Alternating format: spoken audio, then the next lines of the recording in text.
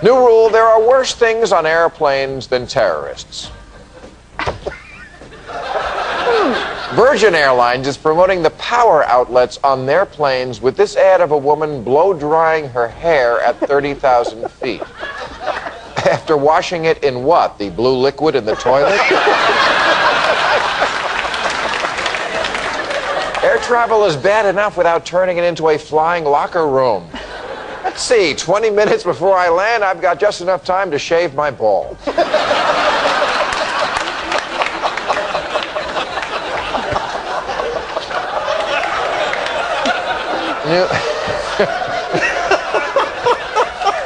You've done that. New rule, magic. Let's all picture Jason Alexander shaving his balls on a plane, shall we? I can't even see my balls. What are you doing?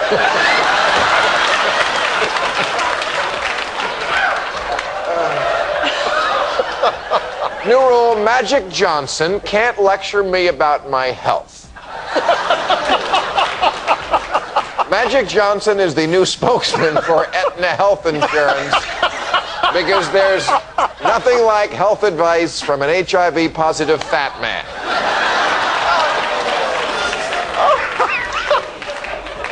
And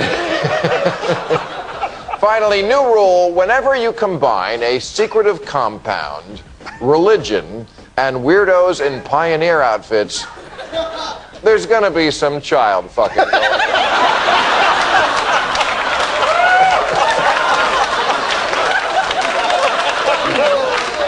In fact, whenever a cult leader sets himself up as God's infallible wingman here on Earth, lock away the kids.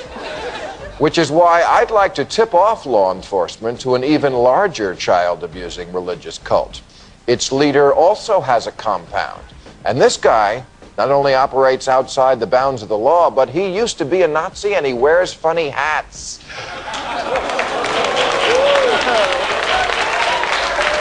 That's right, the Pope is coming to America this week, and ladies, he's single. Now, I know what you're thinking. Bill, you can't be saying that the Catholic Church is no better than this creepy Texas cult. For one thing, altar boys can't even get pregnant.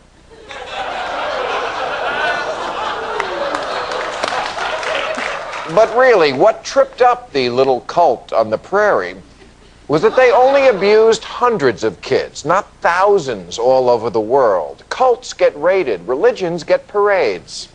How does the Catholic Church get away with all of their buggery?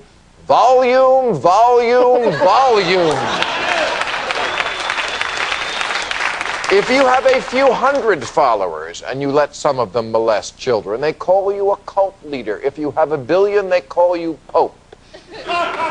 It's like, if you can't pay your mortgage, you're a deadbeat. But if you can't pay 1 million mortgages, you're Bear Stearns and we bail you out.